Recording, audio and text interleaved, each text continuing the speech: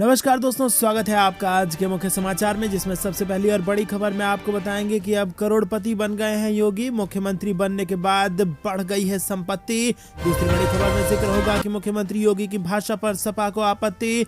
मुख्यमंत्री के चुनाव लड़ने और प्रचार पर रोक की उठा दी गई है मांग। तीसरी बड़ी खबर में जिक्र होगा कि राकेश टिकैत की अपील, भाजपा को वोट नहीं, बोले किसान हित में होते रहेंगे आंदोलन। साथ ही साथ चौथी बड़ी खबर में आपको बताएंगे कि सांप्रदायिकता की राजनीति बदलनी है तो महिलाओं को आगे लाना होगा, प्रियंका गांधी का बयान। और इसी के साथ पांचवी बड़ी खबर में जिक्र होगा कि ओवैसी पर हमला बीजेपी ने जानबूझकर करवाया ताकि यूपी में हो सके ध्रुवीकरण, समाजवादी पार्टी का भाजपा पर आरोप। दोस्तों, हर एक खबर की गहराई में आपको ले जाएंगे, लेकिन उससे पहले अगर आपको भी ऐसा लगता है कि उत्तर प्रदेश के चुनाव में भाजपा के लिए उल्टी गिनती शुरू हो चुकी है तो फटाफट से वीडियो लाइक करके समर्थन दर्ज कराइए और 3000 लाइक के टारगेट को पूरा कराइए। साथ ही साथ अगर चैनल पर नए हैं तो लाल बटन को दबा के सब्सक्राइब करके रख लीजिए और घंटी बजाकर कमेंट में बताइए कि किसकी बन रही है उत्तर प्रदेश में सरकार। दोस्तों, रुक करते हैं सबसे पहली और बड़ी खबर की तरफ। अब करोड़पति बन गए हैं योगी आदित्यनाथ।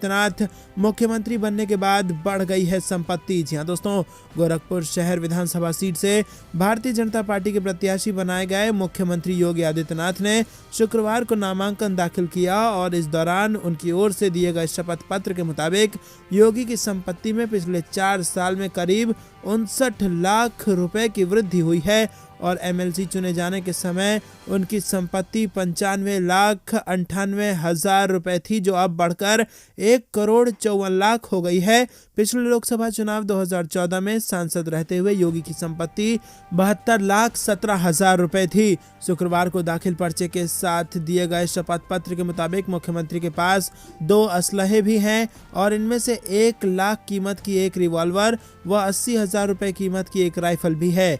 योगी के पास कोई वाहन नहीं है। उनके पास डाकघर, संसद मार्ग, नई दिल्ली के खाते में 35,24,708 रुपए हैं, जबकि 2,33,000 रुपए का बीमा है। तो दोस्तों, करोड़पति बन गए हैं योगी आदित्यनाथ। रुक करते हैं अगली बड़ी खबर की तरफ। मुख्यमंत्री योगी की भाषा पर समाजवादी पार्टी को आपत्ति। मुख्यमंत्री के चुनाव लड़ने पर प्रचार पर रोक की उठाई मांग। उत्तर प्रदेश चुनाव से आई बड़ी खबर। जी हां दोस्तों, मुख्यमंत्री योगी आदित्यनाथ के द्वारा चुनाव प्रचार के दौरान उपयोग की जा रही भाषा पर समाजवादी पार्टी ने आपत्ति जताई है। चुनाव आयोग को पत्र लिखकर समाजवादी पार्टी ने एक चैनल के द्वारा मुख्यमंत्री के द्वारा इस्तेमाल की जा रही भाषा की जांच करने और उस पर सख्त कार्रवाई करने की मांग की है। समाजवादी पार्टी ने आरोप लगाया है कि लाल टोपी का मतलब दंगाई बताकर योगी आदित्यनाथ अपने भाषणों में उनके नेता अखिलेश यादव पर व्यक्तिगत निशाने को गुंडों और माफियाओं से जोड़कर पार्टी की छवि खराब करने का आरोप भी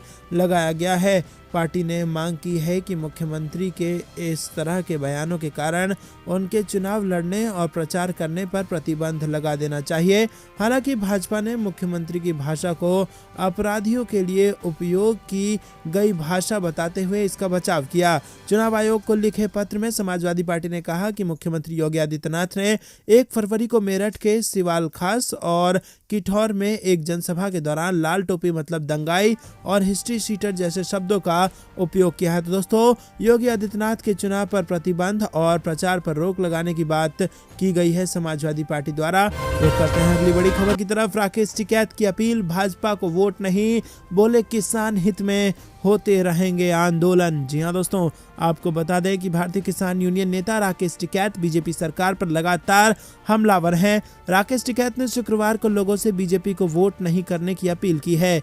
दरअसल संयुक्त किसान मोर्चा की बैठक हुई और इस बैठक के बाद किसान नेताओं ने प्रेस कॉन्फ्रेंस कर कहा कि विधानसभा चुनावों में किसान विरोधी बीजेपी को सजा देना होगा। राकेश टिकैत ने कहा कि बजट से बहुत उम्मीद थी लेकिन नुकसान हुआ है। उत्तर प्रदेश में हमारा सभी से ये सवाल रहेगा, जो भी वोट मांगने आएंगे उनसे पूछेंगे कि उन्होंने किसानों के लिए क्या किया। इस बीच टिकैत ने ट्विटर पर एक बयान भी जारी किया है। इसका शीर्षक है, इस चुनाव में किसान विरोधी बीजेपी को सजा दें। वहीं किसान नेता राकेश टिकैत ने सोशल साइट कू पर लिखा कि किसान हित की रक्षा हेतु सदैव आंदोलन का निर्माण होता रहेगा।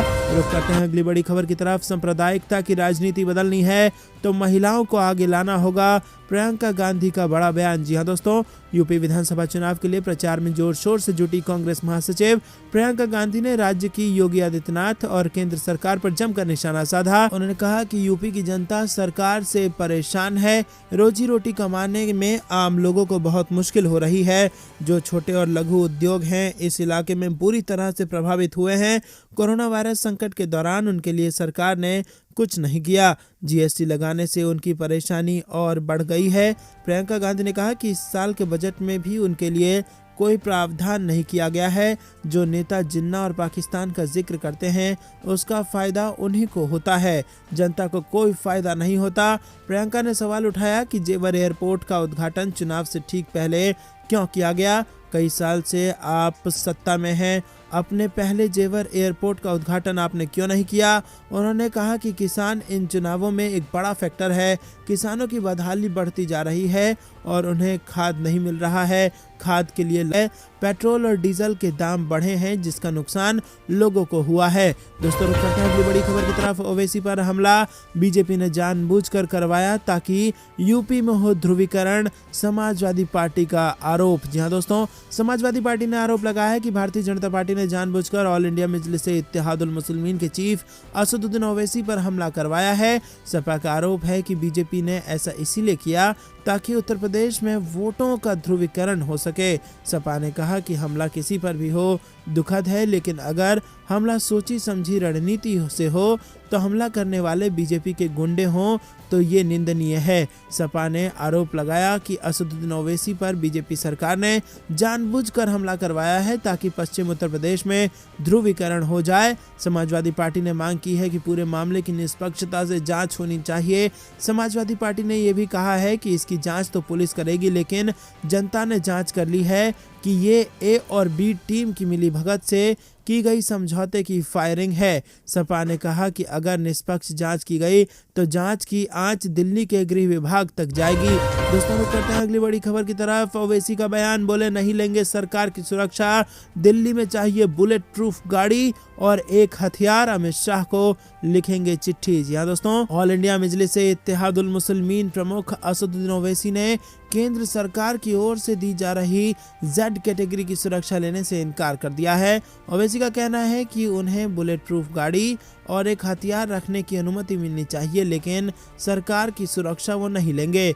वहीं आपको बता दें कि खास बातचीत में ओवैसी ने कहा कि मेरी जान की कीमत पीलू खान, अकबर और अखलाक से बढ़कर नहीं है। आप सरकार जब सबको सुरक्षा देंगे तो सांसद को सुरक्षा मिलेगी ही। आप ये नहीं कह सकते कि मेरी जान की कीमत उन गरीबों से ज़्यादा है।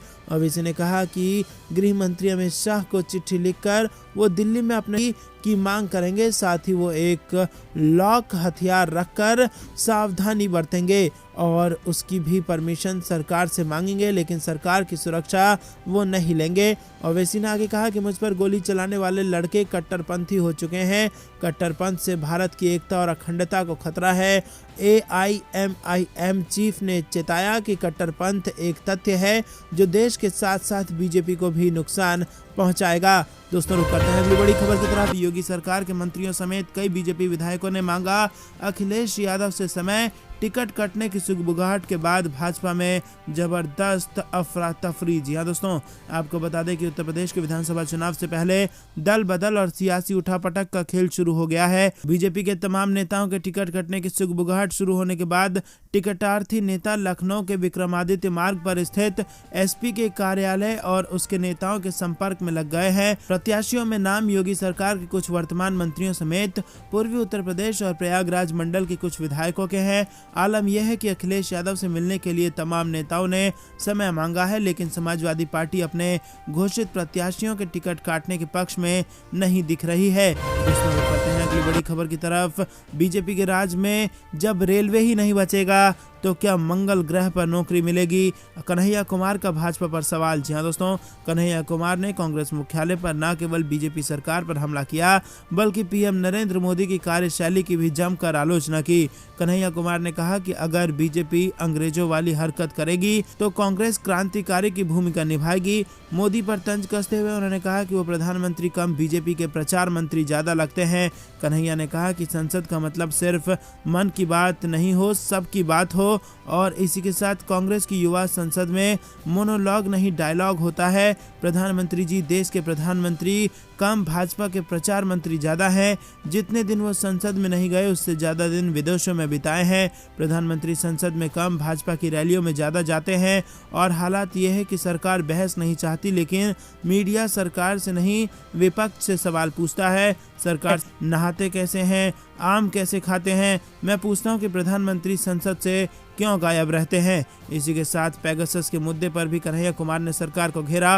पेगासस मुद्दे पर सवाल उठाते हुए कन्हैया कुमार ने कहा कि किसके कहने पर देश की जासूसी की गई। कांग्रेस नेताओं के साथ उन्होंने बीजेपी के भी नेताओं मंत्रियों की जासूसी करवाई। इनका इतिहास रहा है, स्वतंत्रता संग्राम से ही अंग्रेजों की जासूसी करते आए हैं।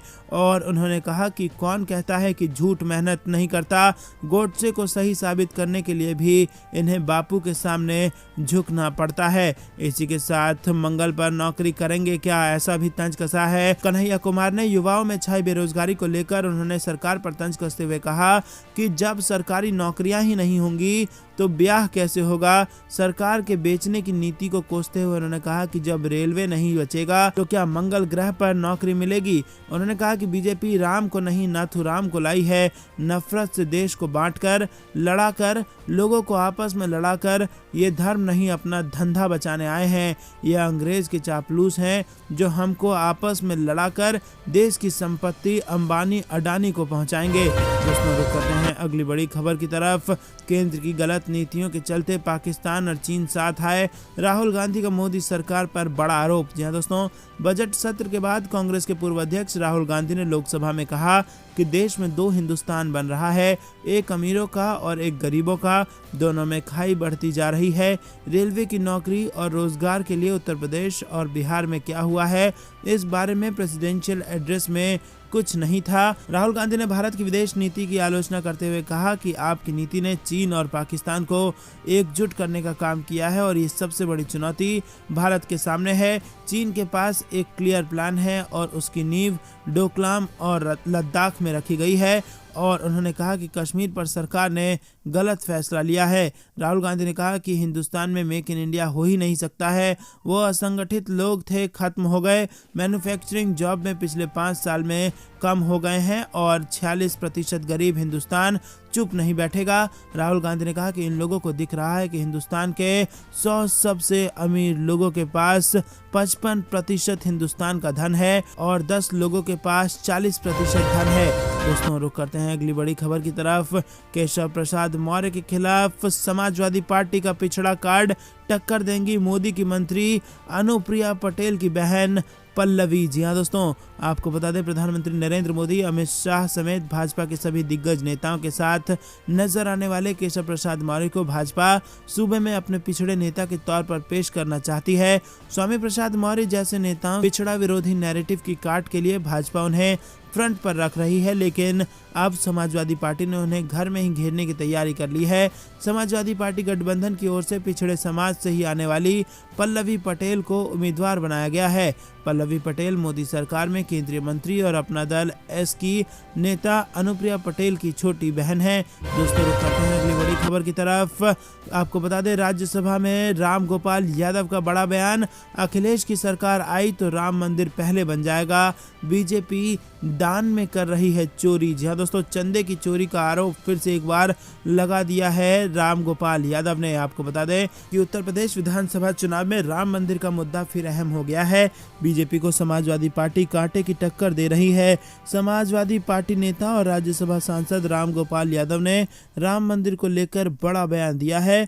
बुधवार को राज्यसभा में राम गोपाल यादव ने दावा किया है कि समाजवादी पार्टी के सत्ता में आने पर बीजेपी से तेज और भव्य राम मंदिर का निर्माण अयोध्या में कराया जाएगा।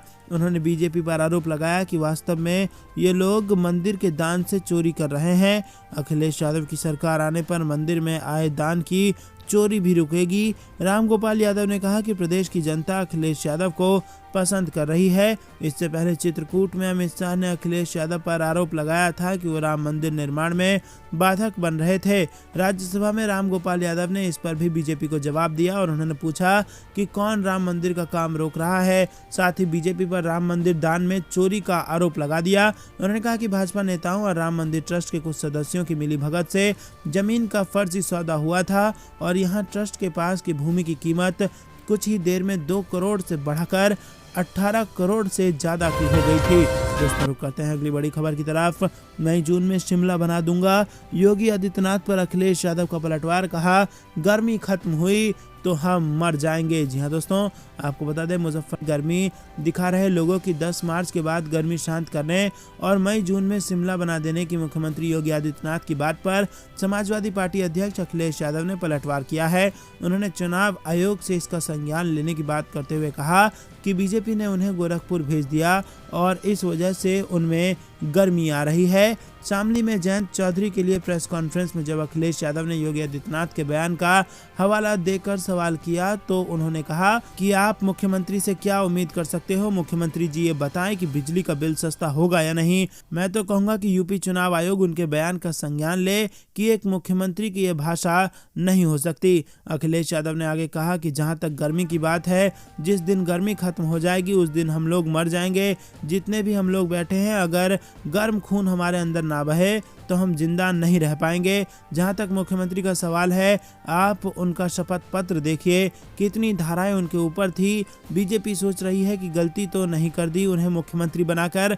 ये जो मुख्यमंत्री के अंदर गर्मी आ रही है वो इसीलिए क्योंकि ये टिकट जगह जगह से मांग रहे थे, मनपसंद टिकट नहीं मिला, उन्हें घर भेज दिया गया। प्रधानमंत्री ने उन्हें पैदल पैदल चलाया। जो पैदल चल रहे हैं वो बेदल हैं। दोस्तों रुक करते हैं अगली बड़ी खबर की तरफ। अखिलेश यादव ने किया बड़ा ऐलान, सरकार बनने पर 10 रुपए में देंगे समाजवादी थाली। जी हाँ दोस्तों, समाजवादी पार्टी के राष्ट्रीय अध्यक्ष अखिलेश यादव और आरएलडी के अध्यक्ष जयंत चौधरी ने आज यूपी के गाजियाबाद में संयुक्त प्रेस कॉन्फ्रेंस की। अखिलेश यादव ने इस मौके पर बीजेपी पर जमकर निशाना साधा। अखिलेश यादव ने समाजवादी थाली लॉन्च करने का चुनावी वादा भी किया है। समाजवादी पार्टी के सुप्रीमो अखिलेश यादव ने वादा किया कि यूपी में सरकार बनने पर 10 रुपए में समाजवादी थाली देंगे और इस थाली में पौष्टिक आहार होगा।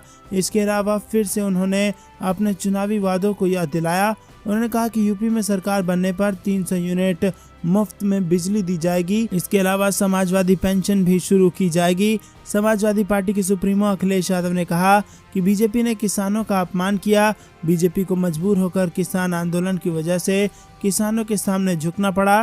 बीजेपी किसानों को समझ नहीं पाई और ये कहते हैं कि 80 करोड़ लोगों को राशन दे रहे हैं, लेकिन ये नहीं कहते कि 80 करोड़ लोगों को बेरोजगार कर दिया। इस मौके पर अखिलेश यादव ने भाईचारा जिंदाबाद और हमारी ताकत भाईचारा का नारा भी दिया और समय पर गन्ने का भुगतान होगा ये वादा भी किया। अखिलेश यादव ने कहा कि सरकार बनने पर गाजियाबाद में ऐसी सफाई की व्यवस्था कराएंगे कि दिल्ली में भी ऐसी नहीं होगी। समाजवादी पार्टी ने मेट्रो के लिए जितना काम किया उतना किसी ने नहीं किया। दोस्तों रुक करते हैं अगली बड़ी खबर की तरफ। पेगासस को लेकर राहुल गांधी का आरोप, मोदी सरकार ने किया देशद्रोह, कांग्रेस नेता ने भी केंद्र को घेरा। जी हाँ दोस्तों, आपको बता दें कि यहाँ पर केंद्र सरकार पर आरोप लगे हैं कि उसने 2017 में इजराइल से पेगासस स्पाईवेयर खरीदा था और अब इसे लेकर कांग्रेस के पूर्व अध्यक्ष राहुल गांधी ने नरेंद्र मोदी सरकार पर देशद्रोह का आरोप लगाया है। इतना ही नहीं, कांग्रेस के प्रवक्ता राज्यसभा में नेता प्रतिपक्ष मल्लिकार्जुन खड़गे ने भी भाजपा सरकार पर निशाना साधा है। अमेरिकी अखबार न्यूयॉर्क टाइम्स की रिपोर्ट में दावा किया गया है कि 2017 में भारत और इजराइल के बीच लगभग 2 अरब डॉलर के आधुनिक हथियारों और खुफिया उपकरणों का सौदा हुआ था। इसमें पेगासस स्पाईवेयर और एक मिसाइल प्रणाली की खरीद मुख्य रूप से शामिल है। इस खबर को लेकर राहुल गांधी ने ट्वीट किया कि मोदी सरकार ने हमारे लोकतंत्र की प्राथमिक संस्थाओं, राजनेताओं और जनता की जासूसी करने के लिए पेगासस खरीदा था। फोन टैप करके सत्ता पक्ष, विपक्ष, सेना, न्यायपालिका सबको निशाना बनाया गया है। ये देशद्रोह है। कांग्रेस के मुख्य प्रवक्ता रणदीप सुरजेवाला ने संवाददाताओं से कहा कि इस खबर से वो बात साबित हो गई है जो कांग्रेस कहती आ रही है। मोदी सरकार ने गैरकानूनी और असंवैधानिक तरीके से अपने नागरिकों के खिलाफ इस स्पाईवेयर का उपयोग किया है और इसके लिए सीधे तौर पर प्रधानमंत्री मोदी जिम्मेदार हैं। ये प्रजातंत्र का अपहरण और देशद्रोह है। उन्होंने ये दावा भी किया कि मोदी सरकार ने संसद को धोखा दिया है। सूचना प्रौद्योगिकी मंत्री अश्विनी वैष्णव ने संसद में कहा कि उनके पास इस स्पाईवेयर की खरीद की जानकारी नहीं है। गृह मंत्री और गृह मंत्रालय तथा रक्षा मंत्री और रक्षा मंत्रालय ने संसद के साथ धोखा किया है। उन्होंने आरोप लगाया कि पेगासस स्पाईवेयर को जनता के पैसे से और प्रधानमंत्री की मंजूरी से खरीदा गया है और इस सरकार ने संसद, जनता और उच्चतम न्यायालय को धोखा। तो दोस्तों ये थी दिन भर कुछ बेहतरीन और बड़ी खबरें। तक बने रहने के लिए बहुत बहुत धन्यवाद। देख रहे थे आपका अपना चैनल। जय हिंद, जय भारत।